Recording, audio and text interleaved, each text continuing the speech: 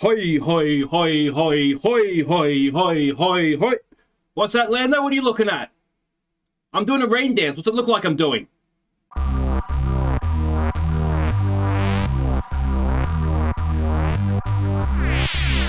Hi guys, I'm Aussie Villain and welcome back to Aussie Villain Racing. Today it is the British Grand Prix as we hit the halfway point of the championship season.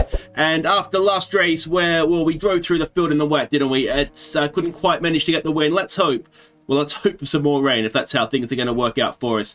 Now, as ever, I'm going to not help Gasly right now because, well, I want to win the championship. He's already won it once. So let's see if we can avoid doing that. And we've got 2 days left, and that we could do some G-Force training with him. Do I want to do that? Let's just have some time off. Let's just have some time off. Now, we have almost 22 million in the bank. That is good enough, I think, to invest some money. That gives us about 12 million to invest. So what do we have? Let's go with the powertrain. And we probably want... What's that? So that's reduce of failure. The upgrades aren't really coming through. Let's go. What's the point, though? That's the thing, isn't it? All right, so what if we go sponsor relations, 12 million, a claim will be approved 20% faster. That gives us money, and I think that's probably the most important thing just now, isn't it? Now, that brings us actually under what we need for Gasly. Hopefully, I haven't made a big mistake there. Now, you can see on the performance charts here that ourselves, Mercedes, Red Bull, and McLaren are effectively all neck and neck.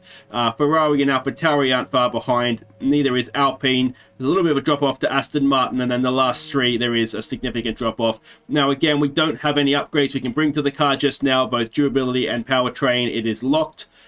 So that is that we just are where we are, and you can see there Aston Martin taking a big step forward in Austria, so it'll be interesting to see if they do a similar step forward in this upcoming race. Now, in terms of engine wear, everything here is more or less good to go. We're halfway through. We could probably look to make some changes, bring fresher parts on, but as long as things are working, I don't see a sense, we might lose an engine at some point, so I don't really want to unnecessarily use the new parts just yet. So Gasly's contract expires in 14 days. Oh dear. Hopefully we are going to have another 3 million, or else I may have just made a mistake. Can I undo that? I don't think I can undo it, can I? If we go back to facilities and here, can we... I can't undo it. Well, that could prove to be costly, couldn't it? Bring back Markelov. All right, so this is the standings, the way they stand.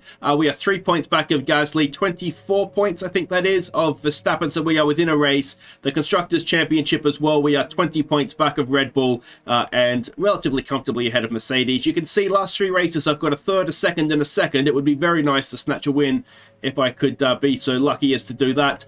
Trophies. Now let's have a look previous seasons. Now, of course, we didn't race at Silverstone last season, I should say. We got 10th in season 2 and 17th in season 1. So hopefully we can get another strong result here. The rivalry is with Perez, and we are just up on that. And my driver details: 2 poles, 364 points, 4 wins, 11 podiums, average finish of 10th, average start of 12th, and 5 fastest laps as well. So let's hope we can continue to improve on all of those. A little bit of time, about 2 weeks or a week, is it, between the two races? So let's hope that nothing goes particularly wrong here, nothing to cost us money. And sponsor spec 2 has happened. We are 11 million, so we should be fine. We should be okay to get Gasly at the end of this race. Let's hope so. Oh, have I stuffed that up? Anyway, let's go to Silverstone and see if the rain dance worked. Alright, so we've got our weekend preview with the Silverstone track map there. Now, the weather forecast hasn't shown up here, but I can tell you the rain dance did work. We've got wet qualifying, wet race, and a very important, as it would looks like it's going to turn out to be, wet-free practice 2 for me to try and get everything set up as good as we did at in Austria there. So I'll see you for qualifying after free practice, and hopefully I'll have some good news when we get there. Alright, so free practice is done. I'm not going to lie. I have barely troubled the top 10 in all 3 sessions. FP2 was, of course, the big one in the wet session. I think I ended up P12 or something. I posted the lap times to the Discord. There's a link to that in the description if you're interested. But yeah, I haven't nailed the setup like I did in Austria, I don't think. But let's go see exactly how far off we are. Alright, so here we go, coming around to start the lap. Now, in free practice 2, we were on intermediates, not full wets, so hopefully it's going to come to us a little bit with the extra wetness on the track. Yeah, I mean, I did try the Austria setup as sort of the base for this track, because there is some similarities, you know, like sort of faster sweeping corners, longer straights, that kind of thing. But yeah, it's not really worked. I think the issue is that some of the corners here are sort of just longer radius, and that seems to be affecting the car with the Austria setup. I mean, this may shock some of you. I'm not really an engineer, so it's very much sort of hit and miss to see if I can nail upon a setup that does actually work for me. So we'll just see how we go, see where we come out here. Hopefully I can do one lap and done here. But obviously time will tell. And of course it is, as I say, a little bit wetter than it was during free practice, so I don't really even have that as a guide. I mean, it's a rough guide, obviously, between wets and intermediates, but a bit wide there. Yeah, we'll just have to kind of see how we go here. Norris has done a 136. So if we can get close to Lando, then we should be roughly in the ballpark, shouldn't we? Fifth gear, gas. See if we can finish this off.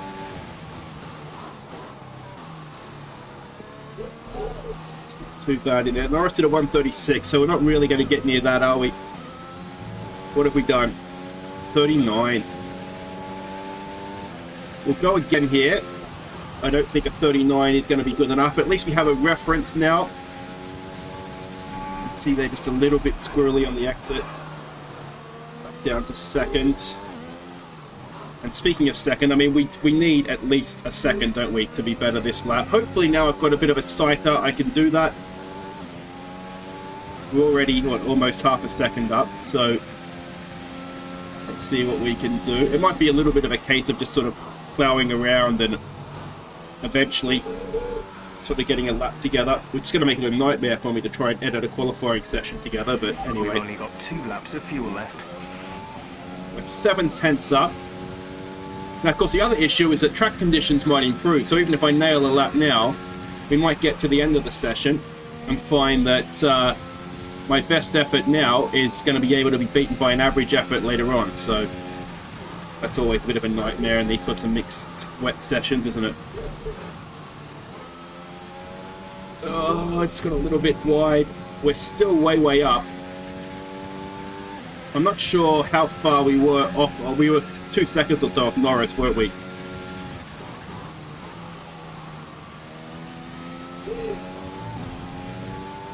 So we're getting close to Lando.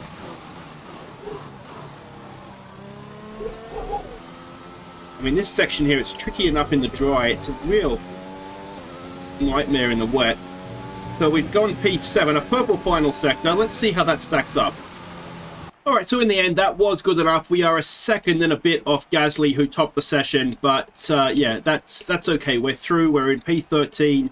And we need to get into P10 about a quarter of a second, a little bit more perhaps. Those that missed out, it is just the usual suspects, the Haas, the Affers, and the Williams. So let's go to Q2 and see if we can improve and get further up the grid. Alright, well, as the saying goes, 6th time is a charm. I've had 5 stuff-ups at this, and this is basically last chance saloon because we're going to run out of time, never mind petrol or anything else. We only have enough time for this lap, so I've got to really concentrate here and make sure that this lap is something like a competitive lap.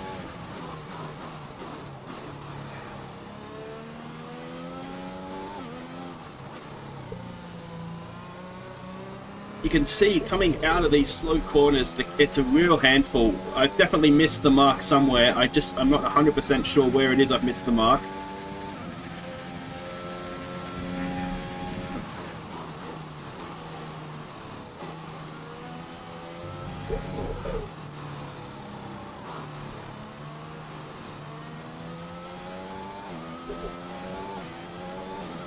Lost so much time through there. And it's already a slow lap. We need a massive end to this. half a second down. We're going to be P16 on the grid. Is this our championship bid going up in, well, mist, I suppose, more than smoke?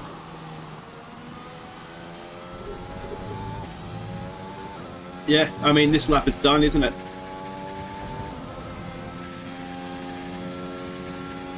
Oh, what if I'm out of petrol?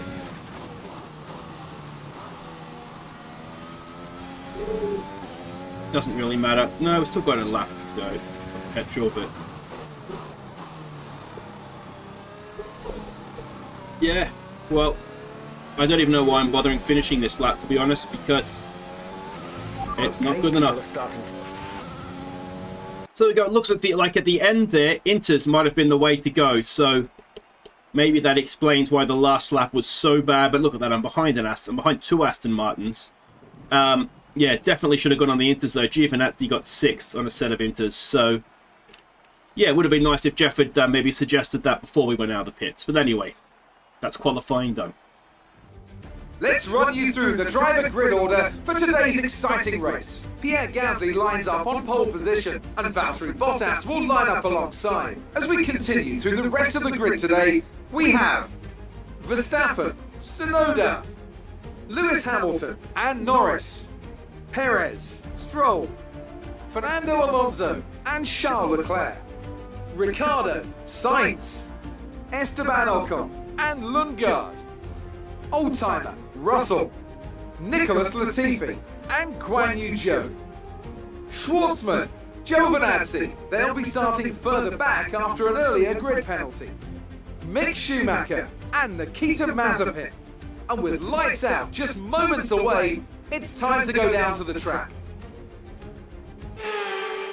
Well, heartbreak stuff for Giovinazzi. Puts it inside the top 10 in qualifying and gets a penalty. But that's not our problem. It looks as though it's just going to be a bit of a no-stop race again. So we've got 13 laps to try and somehow salvage something from this.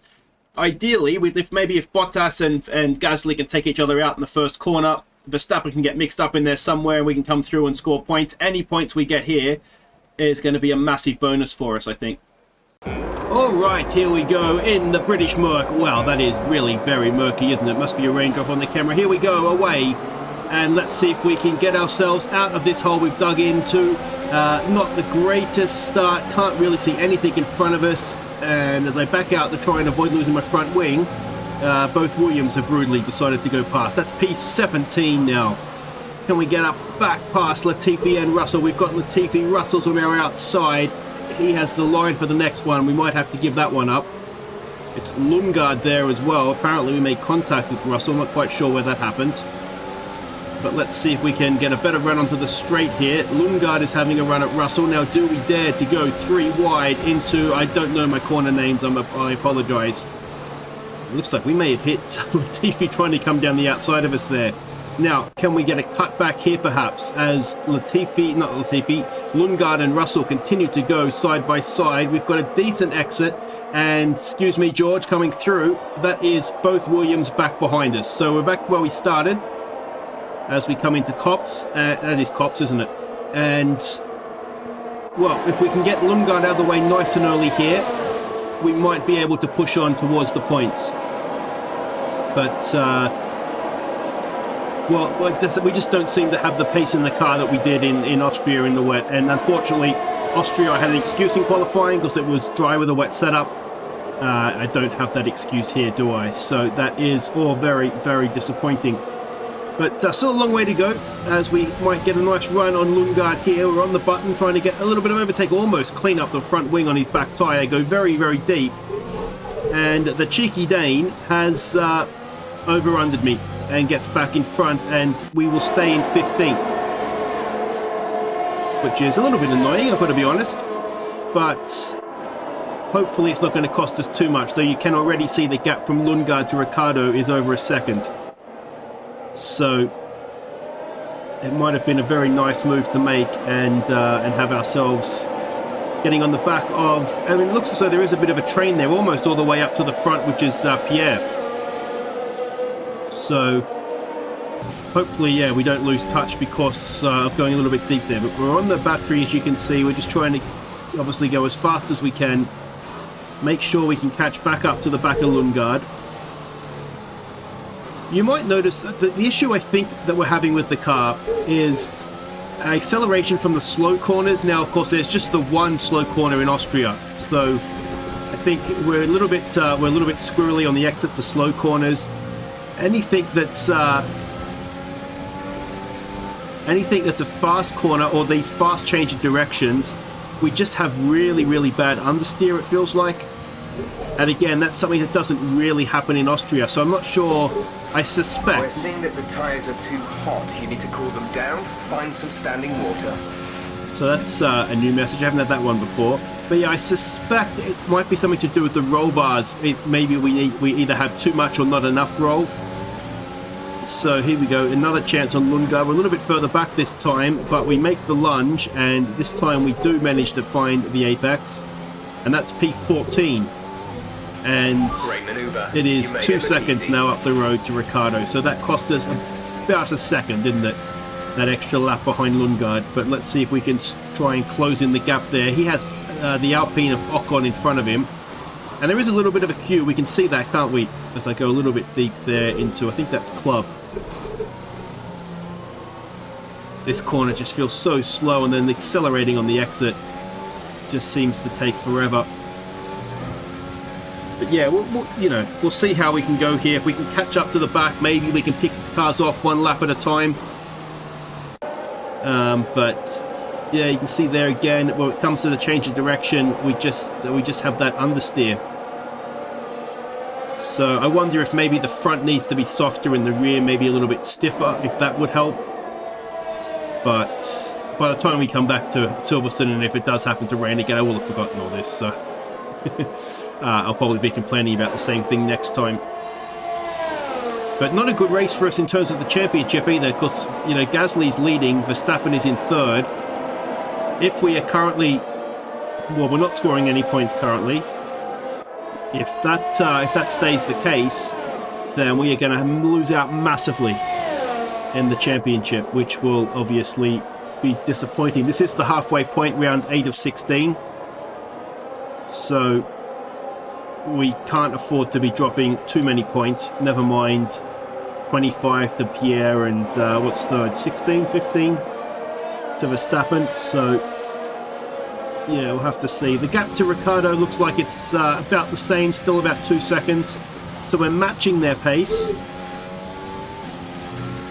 Just a real shame I couldn't have got a better setup going for this. Again, a little bit deep. But there is definitely a queue of cars there, so if we can catch up... The rain is getting lighter now, but it's going to take a while for the track to dry out. If I can find a rhythm, a bit of a sweet spot within the car as it is, there might still be some points here on the table for us because everybody is being held up by somebody there. You can see them off in the distance as they all go around Luffield. There is definitely a queue of cars. I wonder if I think Alonso was up there in 9th. I wonder if it's maybe him that is the block here. But we're just inside that 2 second mark now to Ricciardo as we come through Copse again. You can see there again a little bit of a warning for track limits. And again you can see when we go through here, we just can't change direction as well as I'd like, and we get on the exit there and we just lose out, and that of course affects us all the way down the straight. I sit here now and I think, well, maybe if I drop back down to third we could have done a little bit better. But we're going to skip ahead now to the beginning of lap 9. You'll see the gap to Ricciardo is just edged out to just over 3 seconds. We've left Lundgaard behind, he's 5 or so seconds back. And it's just looking very much as though we are the 14th fastest car in this race. You can see, we can still see the points up there around these sort of slow, twistier sections. But it's, there's what, 5-6 laps to go. So it's not really looking as though we're going to be able to... Okay, gap ahead is 3.5 seconds. Okay, some information on Bottas. They've got a serious car issue. It looks like they're retiring. So we are going to pick up a place. That is Bottas. You can see him off to the inside there retiring. So we are now 3 places out of the points. Ricciardo, Ocon and one more. And we will skip ahead now to the final lap. Unfortunately, not the classic this one. you'll see the gap to Ricciardo is now out to 10 seconds. I thought we'd experiment with some chem reviews, such as the loneliness of the race. Lundgaard, you'll see, is closed in. He's 1.7, 1.8 seconds back. He was never in danger of catching us. Obviously, he's a little bit closer now than we would have liked. He's just been sort of chipping away. So, if I'm completely honest, I lost interest in this after Bottas retired. Ricciardo and Ocon were sort of pulling away, sort of half a second a lap, and then last sort of, I'd say 4 or 5 laps, I really did just kind of lose interest in it. Whether we come 13th or Lundgaard catches and passes us and we come 14th, doesn't matter really, does it? Because we're not going to score anything. It's a worst case scenario at the top as well, with Gasly leading Verstappen. So, and Perez is up there as well, so that's going to hurt the rivalry. And, well, there we go. At least Gasly has won the race. Verstappen's picked up the fastest lap. Yeah, and you can just see, just massive understeer. Fuel remaining. So, yeah, it's one of these that, in a way, I wish that we could do a debrief and just figure out exactly what was wrong with the setup. Even see what Gasly did as we exceed track limits again. Are we going to get a penalty? I think you get 3 warnings, don't you? So, there we go. P13 at Silverstone. Well, that was boring, wasn't it? Okay, pick up rubber and bring it home.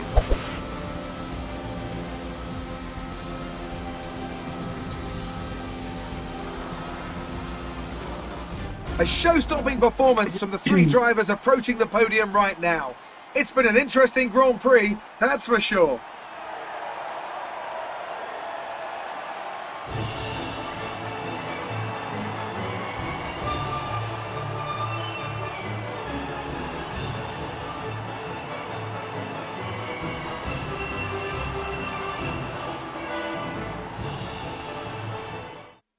Yeah, it's just a boring race for me, to be honest. I'm going to blame Jeff. He's the engineer. He should be setting the car up for me. I just had no traction out of the slow corners, just massive understeer in the fast corners. That's Jeff's job to set the car up for me. If he stuffs up, I just become a passenger. I'm just a passenger at that point. Yes, I have the steering wheel, but I can still be a passenger.